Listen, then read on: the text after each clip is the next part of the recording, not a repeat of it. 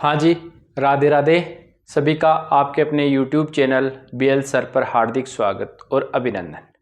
साथियों, अपनी रीट मेंस की जो श्रृंखला शुरू कर रखी थी अपन ने, उसमें साइकोलॉजी का ये आज का लास्ट चैप्टर समायोजन होने वाला है। तो अपन ने धीरे धीरे भी अपन ने शैक्षिक परिदृश्य और समायोजन को कंप्लीट कर लिया है। अब अपन राजस्थान जीके की ओर प्रस्थान करेंगे अगली क्लास में।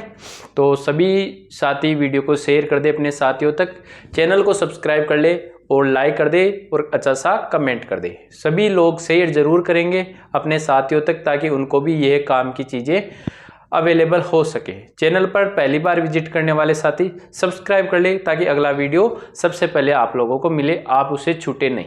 और बाकी मैंने प्लेलिस्ट बना रखी है, उस प्लेलिस्ट में जाकर भी आप लोग क्या कर सकते हो, उन चीज़ों को देख सकते हो अच्छे से। ठीक है, तो आज का अपना ये चैप्टर रहने वाला है, वो चैप्टर रहने वाला समायोजन का। किसका रहने वाला है भाई? समायोजन का रहने वाला है। कौन सा चैप्टर है? समायोजन। शिक्षा मनोविज्ञान में समायोजन वाला चैप्टर रहने वाला है। इसमें सबसे बड़ा खेल था युक्तियों का। समायोजन करने की जो युक्तियां हैं वो इम्पोर्टेंट है, तो उनका इस क्लास के बाद में आपको किसी भी प्रकार का डाउट नहीं रहेगा और युक्तियों से हर बार क्वेश्चन आता है। ठीक है, तो इससे आसान आपको कहीं मिलता भी नहीं है, क्योंकि ये शॉर्ट मैटर शानदार काम की चीज़ें अवेलेबल यहाँ करवा दी जाती। सबसे पहले अपन बात करेंगे समायोजन को लेकर। देखो, समायोजन का इंग्लिश मीन है एडजस्टमेंट। समायोजन का मतलब क्या होता है? एडजस्टमेंट। अपन सभी कहते हैं व्यक्ति को एक दूसरे को एडजस्ट करना है, तो ऐसे ही अपने को भी अपने जो मानसिक संतुलन है उसको बनाए रखने के लिए एडजस्टमेंट की आवश्यकता होती है, समायोजन करना पड़ता है। यदि व्यक्ति को समायोजन का हो जाता है तो फिर वह क्या करता है, मृत्यु को प्राप्त होने की संभावना हो जाती है, क्योंकि वह स्वयं ही खुद को नष्ट करने की ओर प्रस्थान कर लेता है। अब अपन अपने शरीर को, अपने मस्तिष्क को संतुलित रखने के लिए कुछ समायोजन करते हैं, किसी दूसरे पर ब्लेम करने की कोशिश अपन बार बार करते हैं, या कोई युक्ति अपनाते हैं जिसके द्वारा अपना शरीर है वो कुसमायोजित ना हो, अपन समायोजन कर ले और अपना मस्तिष्क है वो आगे प्रोग्रेसिव रहे। तो सबसे पहले समायोजन की डेफिनेशन देखते हैं। समायोजन, एडलर नामक वैज्ञानिक कहते हैं, समायोजन श्रेष्ठता प्राप्ति का आधार है। यानी जो व्यक्ति समायोजन कर लेता है एक दिन वह श्रेष्ठता को प्राप्त कर लेता है। कैसे? देखो, यदि अपन किसी परीक्षा में असफल हो जाए और अपन उस असफलता को ही बार बार दोहराते रहे, आगे नहीं बढ़े, उससे बाहर नहीं निकले, तो अपन किसी दिन श्रेष्ठ व्यक्ति नहीं बन सकते। ठीक है, अपना मस्तिष्क खराब हो जाएगा। लेकिन अपन उन चीज़ों को भूलकर अपना नया टारगेट यदि प्राप्त करने की ओर अग्रसर हो जाते हैं, खुद को समायोजित कर लेते हैं वातावरण के अकॉर्डिंग, तो एक दिन अपन भी श्रेष्ठता को प्राप्त कर ही लेते हैं। ठीक है, दूसरा वैज्ञानिक है गेट्स ने, समायोजन निरंतर चलने वाली प्रक्रिया। बिल्कुल समायोजन डेली करना ही पड़ता है, कुछ ना कुछ चीजों को समायोजित करके चलना पड़ता है, जिसके द्वारा व्यक्ति अपने व वातावरण के मध्य संतुलन बनाए रखने के लिए व्यक्ति अपने व्यवहार में क्या कर लेता है, परिवर्तन कर लेता है। यह निरंतर चलने वाली प्रक्रिया है, जिसके द्वारा व्यक्ति अपने और वातावरण के मध्य जो संबंध है उनके द्वारा, वातावरण में तो परिवर्तन करता नहीं है, अपने व्यवहार में क्या कर लेता है, परिवर्तन कर लेता है। वही क्या है, समायोजन है। यानी व्यक्ति वातावरण और खुद के बीच तालमेल बैठाने के लिए अपने व्यवहार में जो परिवर्तन करता है वही क्या है, समायोजन है। यदि आप ऐसी बात नहीं समझे तो मैं आपको मारवाड़ी में समझा देता हूं कि जैसे गर्मियों के बाद में धीरे धीरे बारिश आई, बारिश के बाद में अब सर्दी शुरू हो गई, तो वातावरण का जो टेम्परेचर है वो बिल्कुल लो की ओर आना शुरू हो गया, 0 डिग्री सेंटीग्रेड पर भी आएगा एक दिन। तो यदि अपन नए गर्मी में जो वस्त्र पहन रहे थे वो ही पहनते रहे तो अपन क्या नहीं कर पाएंगे, अपन बीमार पड़ जाएंगे।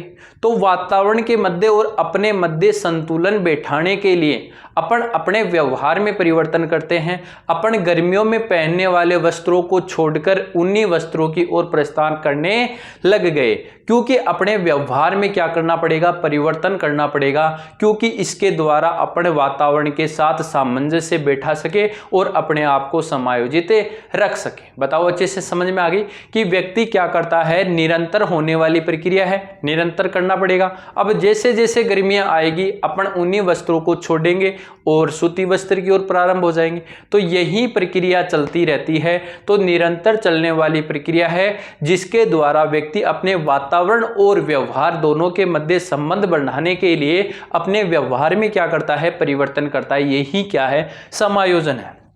यदि अपना किसी के साथ में लड़ाई हो जाती है तो अपन अपने को समझाते हैं, तो वही भी क्या है, एक प्रकार का समायोजन है। चलो जी भाई नेक्स्ट, समायोजन की प्रकृति की समायोजन किस प्रकार का होता है। तो सतत प्रक्रिया बिल्कुल सतत होती है, हमेशा चलती रहती है, कहीं ना कहीं अपने आप को एडजस्टमेंट करना ही पड़ता है अपने खुद को। शारीरिक व मानसिक संतुलन दोनों प्रकार का है। शारीरिक में उन्हें बता ही दिया, बीमार पड़ जाएंगे। मानसिक रूप से सबसे ज्यादा तो मानसिक स्वस्थ होना जरूरी है, तो दोनों प्रकार का संतुलन स्थापित करने की एक क्या है, योग्यता है। बहुआयामी प्रक्रिया, बहुत अलग अलग प्रकार की युक्तियां अपनाकर अपन समायोजन करते हैं, तो बहुआयामी प्रक्रिया है। प्रक्रिया व उपलब्धि दोनों है, ये क्या है, प्रक्रिया भी है और उपलब्धि भी है। ये एक तरीका है, इसलिए एक प्रक्रिया है। क्लियर है। समायोजन स्थापित करने की युक्तियां, समायोजन में जो क्वेश्चन आता है वो यहीं से आता है कि समायोजन स्थापित करने की युक्तियां कौन कौन से। बाकी वो द्वंद्व कुछ समायोजन वहां से कोई क्वेश्चन पुटअप नहीं होते हैं रीट मेंस लेवल पर, ठीक है, इसलिए मैं उनको छोड़ रहा हूं। सीधा क्वेश्चन आता है आपका समायोजन स्थापित करने की युक्तियां। क्या है युक्तियों में, सबसे पहले प्रत्यक्ष। प्रत्यक्ष का मतलब है सिद्धि, जो अपने आप को नजर आती है वह है प्रत्यक्ष समायोजन। खुद के व्यवहार में सीधा सीधा परिवर्तन करना ही क्या है, प्रत्यक्ष समायोजन है। इसकी 4 प्रकार की युक्तियां बताई गई है। बाधाओं को दूर करना, पहली युक्ति क्या बताई गई है, बाधाओं को दूर करना, अन्य मार्ग खोजना, लक्ष्य का प्रतिस्थापन कर लेना, विश्लेषण करके निर्णय लेना। ये 4 है जो प्रत्यक्ष युक्तियां हैं। सर कैसे, बाधाओं को दूर करना, ऐसे मान लो अपन किसी लक्ष्य को प्राप्त कर रहे थे और अपने कोई बाधा आई, यानी आपने पिछली रीट मेंस 3rd ग्रेड दी थी, पिछली रीट एग्जाम 2023 दी थी आप लोगों ने, ठीक है, दी थी। तो इस कंडीशन में आप कुछ ना कुछ नंबर से क्या हो गए होंगे, असफल हो गए होंगे। कुछ नंबर से क्या हो गए होंगे, असफल हो गए होंगे। तो आपने उस बाधा को निवारण करके कोई नया मार्ग ढूंढा होगा, तो ये बाधाओं को दूर किया आपने। दूसरा, अन्य मार्ग खोजना, यानी कोई दूसरा तरीका खोजते हैं वहां तक जाने का, तो वह भी क्या है, अन्य मार्ग खोजना। लक्ष्य का प्रतिस्थापित कर लेना, यानी कई बार क्या करते हैं अपन अपने लक्ष्य को दूसरे लक्ष्य में परिवर्तन कर लेते हैं। फॉर एग्जाम्पल मास्टर की तैयारी कर रहे थे, नहीं सिलेक्शन हुआ तो आपने कोई LDC की एग्जाम दे दी, वीडियो की एग्जाम दे दी, तो ये प्रत्यक्ष तरीका था, लक्ष्य का प्रतिस्थापन कर लिया। उसके बाद में विश्लेषण व निर्णय किया कि ये क्या पता IAS की तैयारी करने वाला व्यक्ति क्या करता है, RS की तैयारी करने के लिए आ जाता है, छोटा लक्ष्य को छोटा कर लेता है, ठीक है। तो ये है प्रत्यक्ष युक्तियां। उसके बाद में है अप्रत्यक्ष युक्तियां। कौन सी युक्तियां, अप्रत्यक्ष युक्तियां। इनमें सबसे पहले है एक दमन और एक है सम्मन। ये दोनों बहुत लोगों को कंफ्यूज करती है कि सर दमन क्या है और सम्मन क्या है। देखो, बिना जानकारी के अचेतन मन में जो भेजना होता है ना, अपने को जानकारी नहीं है लेकिन अपन उस चीज को क्या करते थे, बिना जानकारी के अचेतन मन में पहुंचा देते हैं, वो दुखदायी घटनाएं होती है। फॉर एग्जाम्पल कैसे, जैसे आपके घर में कोई डेथ हो गई या मेरे घर में कोई डेथ हो गई, तो अपन क्या करते हैं, 12 दिन तक अपन उस माहौल में रहते हैं, लोग आते जाते रहते हैं। धीरे धीरे अपन अपने दिनचर्या की ओर लौट जाते हैं। अपने को नहीं पता चलता है कि कब उसको अपन ने अचेतन, उन यादों को अचेतन मन में डाल दी। अब अपना उस व्यक्ति से जो जुड़ाव था वो दूर हो गया। अब अपने को मालूम ही नहीं था कि परिवार में कोई व्यक्ति ऐसा था जो अपने साथ संबंध बनाए हुए रखा था। या ऐसे मान लो आप किसी के साथ में रिलेशनशिप में आए, ये एग्जांपल सबको समझ में आता है। आप क्या करते हो, एक दिन आपका उससे क्या होता है, ब्रेकअप होता है, आप थोड़े दिनों के लिए तो रोते हो और भी करते हो, ये जवानी में किशोरावस्था में घटनाएं होती है। धीरे धीरे आप उन चीजों को भूल जाते हो, अपने लक्ष्य की ओर कोई नए व्यक्ति के साथ में संबंध आ गया तो आपने उनको बुलाया नहीं, दूसरे व्यक्ति से जैसे संबंध मिले पहले वाला व्यक्ति क्या हो जाता है, टर्न ओवर हो जाता है। यानी ऐसी घटनाएं जो अपने को दुख देती थी उनको अपने जानबूझकर नहीं, धीरे धीरे अपने अचेतन मन में बिना जानकारी के वो अचेतन मन में चली गई, अपन उन चीजों को अपने आप ही भूल गए। वो था दमन, ठीक है। और सम्मन है कि जानबूझकर कोई विचार या घटना थी उसको अपन ने अचेतन मन में भेजा है। जानबूझकर कैसे सर? जैसे फॉर एग्जाम्पल अपना किसी के साथ में झगड़ा हो गया सुबह सुबह, तो अपन क्या कहते हैं, मरन दो रे यार, जान दो उसको, बढ़ने दो, मारवाड़ी में कहते हैं बढ़वा दे रे यार। तो उसका मतलब क्या है, आपने उसको जोर दिया, अपने मस्तिष्क को दिया है कि इस चीज को तू भूल जा, यानी उस चीज को आपने जानबूझकर नेग्लेक्ट किया है। वह क्या था, सम्मन था। बिना जानकारी के जाना दमन है, जानबूझकर जाना सम्मन है। बस इतनी सी कहानी है, क्लियर कहानी। नेक्स्ट चलते हैं अपन, प्रतिगमन। इंग्लिश नाम है कि इसका रिग्रेशन। प्रतिगमन, रिग्रेशन यानी पीछे लौटना। पीछे का मतलब पीछे कहां, किशोरावस्था का व्यक्ति बचपन की जो प्रक्रियाएं हैं वहीं पीछे लौटना होता है। यानी व्यक्ति किशोरावस्था में आकर कुछ क्रियाएं प्रतिक्रियाएं अपने बचपन की करता है, उन्हीं को क्या कहा जाता है, उन्हीं को कहा जाता है रिग्रेशन, पीछे लौटना। यानी बचपन की तरह व्यवहार करना। बचपन की तरह व्यवहार कैसे करना सर? देखो, बचपन की तरह व्यवहार करने से तात्पर्य यह है कि जैसे कोई बड़ी लड़की है, ठीक है, सॉरी, बड़ी लड़की है, हाँ जी है, वो ससुराल चली गई, ठीक है, वहां उसके साथ में अलग प्रकार की प्रक्रिया अपनाई गई, तो वह अपने पीहर पक्ष में आती है और अपनी माँ के जो गोद है उसके अंदर सर रखे रोने लग जाती है। तो वह क्या कर रही है, वह जैसे बचपन में व्यवहार करती थी उस व्यवहार को दोहरा रही है। यानी वह अपने आप को समायोजित करने के लिए क्या कर रही है, वो बचपन का व्यवहार कर रही है। तो वह है प्रतिगमन या रिग्रेशन है, यानी पीछे लौटना है। जैसे आप देखते होंगे कुछ बच्चे होते हैं, ठीक है, वो क्या करते हैं, मतलब बड़ी एज के होने के बाद में भी बिस्तर के अंदर ही सुसु कर देते हैं, करना शुरू हो जाते हैं। क्यों करना शुरू हो जाते हैं? क्योंकि वह चाहते हैं कि मैं ये प्रक्रियाएं करता हूं तो मेरे माता है, पिता है, मुझे दूसरे जगह लेके जाते हैं, मतलब मेरे से प्रेम के जैसे व्यवहार करते हैं। तो मतलब ऐसी प्रक्रियाएं जो बचपन में की जाती थी, बड़ी अवस्था में वो अच्छी नहीं लगती, लेकिन फिर भी उनको दोहराया जाता है। तो वह क्या है, प्रतिगमन या रिग्रेशन है। यानी पीछे की ओर लौटना ही क्या है, प्रतिगमन है, रिग्रेशन है। क्लियर? ठीक है जी। फिर ये चौथा है युक्तिकरण, इसी का नाम है प्रमेयीकरण, इसी का नाम है तार्किकीकरण और इसी का नाम है औचित्य स्थापन। इंग्लिश एक ही नाम है रेशनलाइजेशन। क्या नाम है? रेशनलाइजेशन। तार्किकीकरण, कोई व्यक्ति होता है वो क्या करता है, एक तर्क देता है और उस तर्क व्यवहार को वो संगत ठहरा देता है और संगत ठहरा कर वो क्या कर देता है, ब्लेम दूसरे के ऊपर डाल देता है। इसी को क्या कहते हैं, रेशनलाइजेशन कहते हैं। असफलता के पीछे तर्क देकर औचित्य स्थापन करना ही क्या कहलाता है, युक्तिकरण। यानी कि कोई युक्ति अपनावे बोटाबरे, यानी कि युक्ति अपनावे जो काई करे कि तर्क देवगो, तर्क यान को देवगो कि आपा बिन मानांगा और फिर यहाँ खाला वो आपकी असफलता छिपाओगो। फॉर एग्जाम्पल सर किया ऐसे मान लेना, जैसे मैंने आपको क्या किया, पेपर लगा आपका 150 नंबर का, कितने नंबर का लगा, 150 नंबर। सिलेबस में आपका डिवाइडेशन था, ठीक है जी। आपने क्या किया, आप असफल हो गए, आपको सफलता नहीं मिली, तो आपने क्या किया, सर साइंस थी ना, उसके 30 क्वेश्चन आने थे, उसमें बायो फिजिक्स केमिस्ट्री थी, बायो की 30% दे दी और मैंने तो बायो पढ़ी नहीं। अब उसने क्या क्या तर्क संगत दिया, भाई हाँ फिजिक्स भी पूछनी थी, केमिस्ट्री भी पूछनी थी, लेकिन इसने तो क्या बायो की क्वेश्चन पूछ लिया।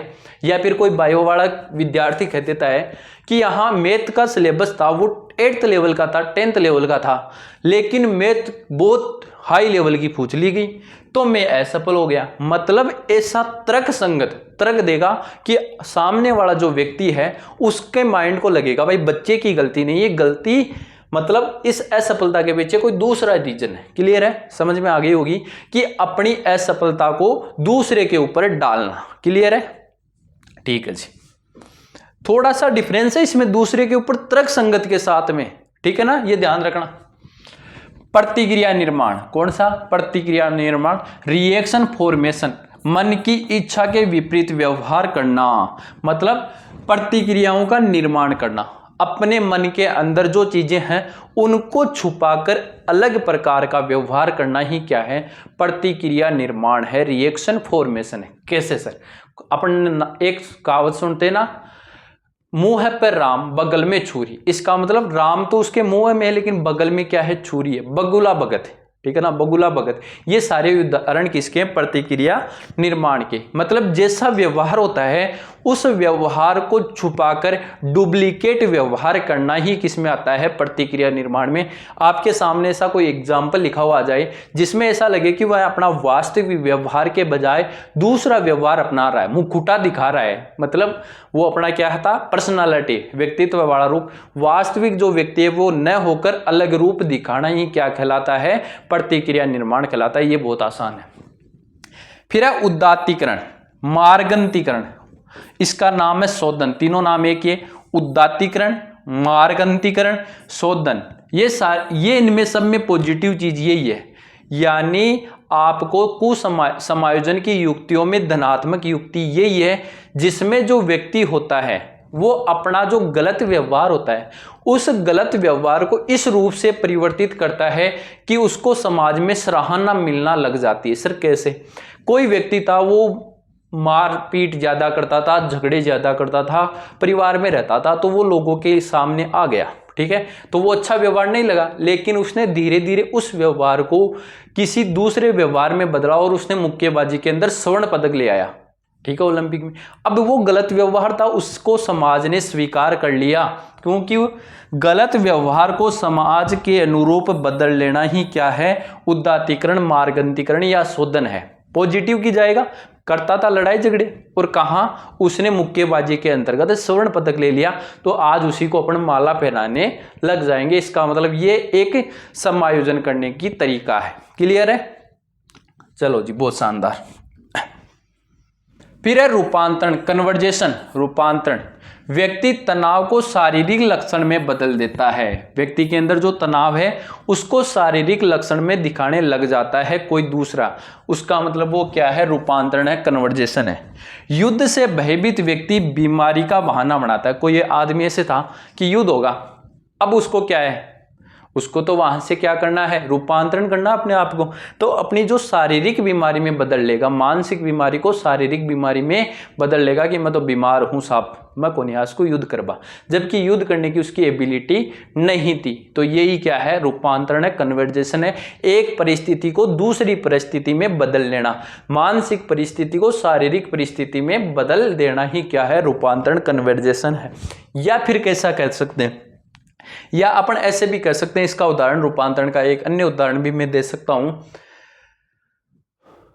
जैसे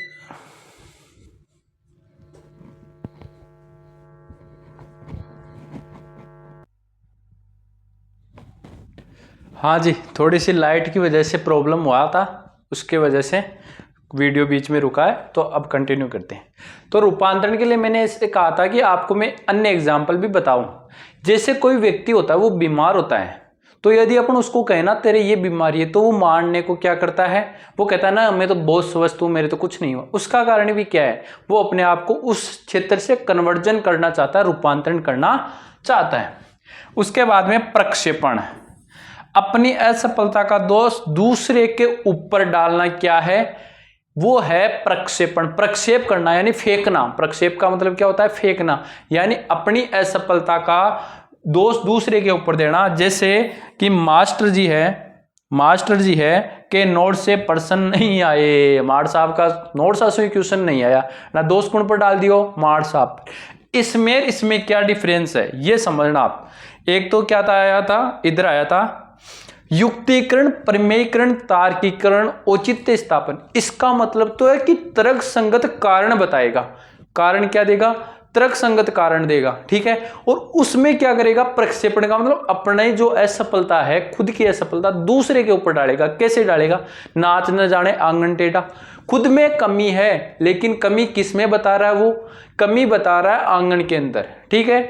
लेकिन यहां क्या है? युक्तिकरण में कोई सोच रहा है, यहां सोच लगाएगा, वहां प्रक्षेप कर रहा है, यहां युक्ति अपना रहा है। वो प्रक्षेप सीधे सीधे आंगन के ऊपर डाल दिया, दूसरे के ऊपर डाल दिया। यहां ऊपर दूसरे के नहीं डाल के क्या करता है? तर्क संगत कोई कारण बताता है। जैसे मैंने कारण बताया था ना, ध्यान रखना, दोनों में इतना सा डिफरेंस है प्रक्षेपण में, इनमें। फिर एक तादात्मीकरण या आत्मीकरण, आइडेंटिफिकेशन। आइडेंटिफिकेशन का मतलब क्या होता है? पहचान करना। तादात्मीकरण या आत्मीकरण, अपना नाम सफल व्यक्ति के नाम से जोड़ना। खुद का नाम कोई सफल व्यक्ति उसके साथ में जोड़ लेना। जैसे किसी का नाम सचिन है तो वह अपना नाम किसके जोड़ लेता? मैं तो सचिन तेंदुलकर हूं। इसका मतलब क्या हो गया कि अपने नाम को किसी प्रतिष्ठित व्यक्ति के नाम से जोड़ना। या फिर किसी का नाम अशोक है तो वो क्या करेगा? मैं तो अशोक गहलोत, तो मुख्यमंत्री जैसा। यानी अपने नाम को किसी दूसरे सफल व्यक्ति के नाम से जोड़ना। या फिर ऐसे कहना, मेरे चाचा विधायक है। मेरे चाचा क्या है? विधायक है, यानी मेरा चाचा विधायक है। खुद में कोई लक्षण नहीं है, खुद के अंदर कोई लक्षण को नहीं, लेकिन दूसरा के साथ आपका नाम ने कंपेयर कर ले या भी का नाम ले कि मारा चाचा जी विधायक है या मारा मामा जी सीएम है, एसडीएम है। इसका मतलब ये क्या है? ये समायोजित करने की एक युक्ति है, लेकिन इसको क्या बोला गया? तादात्मीकरण या आत्मीकरण बोला गया। आइडेंटिफिकेशन, अपनी कोई पहचान नहीं है, अपनी पहचान को प्रतिष्ठित व्यक्ति के साथ में पहचान बना देता है। उसके बाद में अंतःक्षेपण। अंतःक्षेपण का मतलब होता है स्वयं को आदर्श व्यक्ति का अभिनय हिस्सा मानना। स्वयं को आदर्श व्यक्ति होता है उसका अभिनय हिस्सा मान लेना। जैसे किसी का नाम मैंने भी बताया था सचिन है, वो इतना ही जोड़ता है लेकिन सचिन के जैसे ही पूरा व्यवहार करना शुरू कर देता है। यह है अंतःक्षेपण, ताकि लोग उसके व्यवहार को देखकर ऐसे कहे कि ये सलमान खान है, ठीक है। तो यह क्या है? अंतःक्षेपण। अंतःक्षेपण और इसमें इतना सा डिफरेंस, उसमें नाम के साथ जोड़ता है, इसमें जो गुण आदर्श व्यक्ति में पूरे के पूरे गुणों का वो क्या करना शुरू कर देता है? अनुकरण शुरू कर देता है, यानी उसकी बनावट पूरी की पूरी उसके जैसे करना शुरू कर देता है। जैसे उसके जैसे ही बोलना, उसके जैसे ही बाल रखना, उसके जैसे ही टाइम पे खाना, ठीक है, जिम पर जाना, वो सारी की सारी उस व्यक्ति के जैसा व्यवहार करना शुरू कर देता है, यानी वह व्यक्ति खुद ही है। फिर है विलोपन। विलोपन का मतलब है पलायन कर जाना या पृथक कर जाना, दुखदायी घटना से खुद को अलग कर लेना। जैसे पेपर को फाड़ देना, मैंने साधारण उदाहरण लिखा है, ये सबको समझ में आ जाएगा। विलोपन कर लेना का मतलब होता है उस व्यवस्था से ही खुद को अलग कर लेना, या पेपर फाड़ देना, या पेपर देखकर ही नहीं आना, भय से पेपर देने ही नहीं गया। इसका मतलब भी क्या है? उस सिचुएशन से ही खुद को अलग कर लिया। या फर्स्ट ग्रेड का पेपर आते ही सेकंड ग्रेड की तैयारी करने लग जाना और लोगों को कह देना मैंने तो फर्स्ट ग्रेड की तैयारी नहीं की। इसका मतलब उस समस्या से खुद को अलग कर लेना क्या है? विलोपन, पलायन या पृथक्करण कर लेना है। फिर है क्षतिपूर्ति। क्या है? क्षतिपूर्ति, एक कार्य की पूर्ति दूसरे के माध्यम से करना। जैसे कम ऊंचाई की लड़की द्वारा ऊंची एडी की सैंडल पहनना, मतलब एक असफलता को दूसरी असफलता से छुपाना। जैसे कोई व्यक्ति होता है, ठीक है, जैसे मान लो विकलांग बालक है, तो वह अपनी विकलांगता को छुपाने के लिए क्लास में टॉप कर लेता है, अच्छी पढ़ाई करता है, तो मतलब अपनी एक असफलता को ये बोलते हैं क्षतिपूर्ति। ये अच्छी भी है। उसके बाद में है नकारात्मक व्यवहार निषेधवाद। क्या है? नकारात्मक व्यवहार या निषेधवाद का मतलब होता है मनाही, मतलब ऐसा व्यवहार करना जो नियमों के विरोध में है, लेकिन वो नियम विरोधी काम करके खुद को सही ठहराना। जैसे किसी को मना किया कि यहाँ पर गाड़ी खड़ी मत करना, लेकिन वो वहां गाड़ी खड़ी करता है, फिर मतलब ऐट दिखावा है कि हाँ मैं हूं, देखो कर दी ना खड़ी, के कर लियो मेरो। तो ये नकारात्मक नियम विरोधी कार्य करना, जैसे प्रतिबंधित स्थान पर गाड़ी खड़ी करना, जैसे बगीचे से फूल तोड़ना, ये सारी क्रियाएं हैं। फिर है मन तरंग या दीवा सपन, हवाई किले बनाना। फालतू की मैं नौकरी लाग जाऊंगा तो यहाँ हो जाऊंगा, यानी हवाई किले, दिन के अंदर सपने देखना, हसीन सपने देखना, या गर्लफ्रेंड को हसीन सपने दिखाना, रानी बना के रखूंगा, आकाश से चांद तारे तोड़ लाऊंगा। तोड़ने को तो क्या ही तोड़ेगा, लेकिन दिखाता है हवाई किले, वो है मन तरंग या दीवा सौपन। उसके बाद में वास्तविकता को अस्वीकार कर देना, सच्चाई को अस्वीकार करना। सच्चाई को क्या कर देना? अस्वीकार कर देना। ये कैसे है? ये देखो अपन बहुत बार यूज भी लेते हैं। कैसे? जैसे आप एग्जाम दे के आओगे या आपने आज तक एग्जाम भी दी, जब तक कोचिंग वाले आंसर की जारी करते हैं ना और कोई पूछो कितना नंबर बन रहा है तो अपन क्या कहते हैं, अपने कम नंबर आओ, हाल तो देख ला आंसर की आण दे भी का बाद में बताऊंगा, कोचिंग वाली आंसर की मिलाऊंगा ना तो फर्जी है। ये क्या है? वास्तविक सच्चाई को अस्वीकार कर देना। जो वास्तव में सच है वो सच रहेगा, लेकिन अपन उसको क्या करते हैं, उतने दिन खुद को समायोजित करने के लिए ऐसे बोलते रहते हैं। अभी तो प्राइमरी आंसर की नहीं है, कोचिंग वालों की तो खुद की गलत आंसर की होती है, बाकी कितना फर्क आता है, 2-4। लेकिन अपने जब बहुत ज़्यादा नीचे चले जाते हैं तो अपन ये कहते हैं, और सभी लोगों को आपको कहता होगा, सुना होगा, क्योंकि ये समायोजन करने का एक तरीका है। जिस दिन प्राइमरी आंसर की आ जाती है तो फिर अपन ऐसे कह देते हैं अभी तो फाइनल की में देख लेना क्वेश्चन डिलीट होंगे। ये जो भी प्रक्रियाएं, ये क्या है? वास्तविकता को अस्वीकार करना, जबकि वास्तविकता है कि अपना नंबर नहीं आ रहा तो नहीं आ रहा। क्लियर है? फिर है आक्रामक व्यवहार। आक्रामक व्यवहार का मतलब होता है कि जो मूल वस्तु है ना उसके ऊपर गुस्सा उतारना। जैसे अपने को चोट लग गई, जैसे छोटे बच्चे नहीं होते क्या, छोटे बच्चे को देखा होगा आपने, जैसे वो चलते चलते गिर जाते हैं तो वो रोते हैं, तो अपन क्या करते हैं, फिर उसी स्थान पे एक चोट मार के कहते हैं कि ये दे दी, इसके अपन ने दी। मतलब जो मूल वस्तु है उसी के ऊपर झगड़ा या अपना गुस्सा उतारना होता है आक्रामक। और मूल वस्तु पर न उतार कर अप्रत्यक्ष आक्रामक, या इसी को बोलते हैं विस्थापन।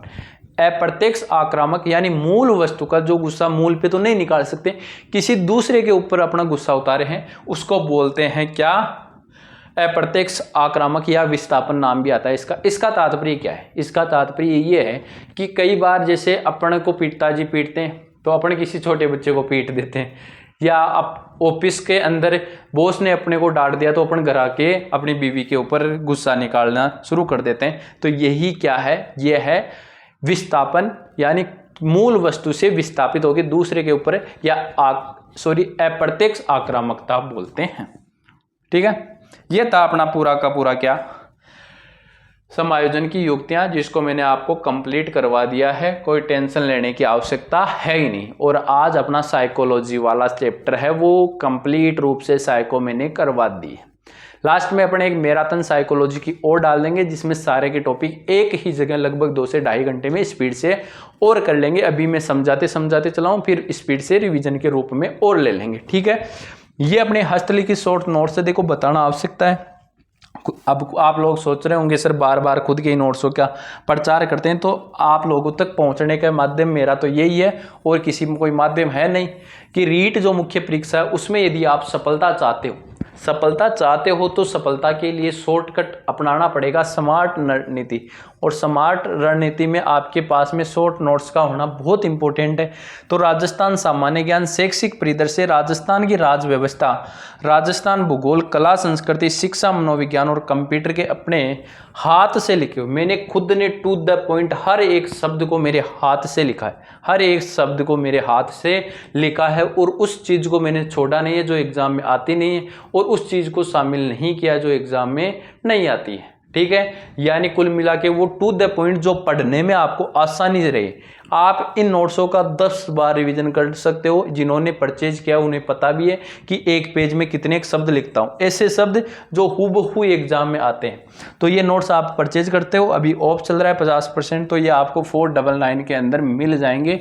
इन नंबरों पे फ़ोन पे करो और व्हाट्सएप पे मैसेज करो, PDF प्राप्त करो, उनका प्रिंट निकालो और शानदार तैयारी करो, गजब की तैयारी। और वीडियो अच्छा लगा है तो वीडियो को शेयर कर देना, चैनल को सब्सक्राइब जरूर कर लेना ताकि आप लोगों को नया वीडियो सबसे पहले मिल जाए।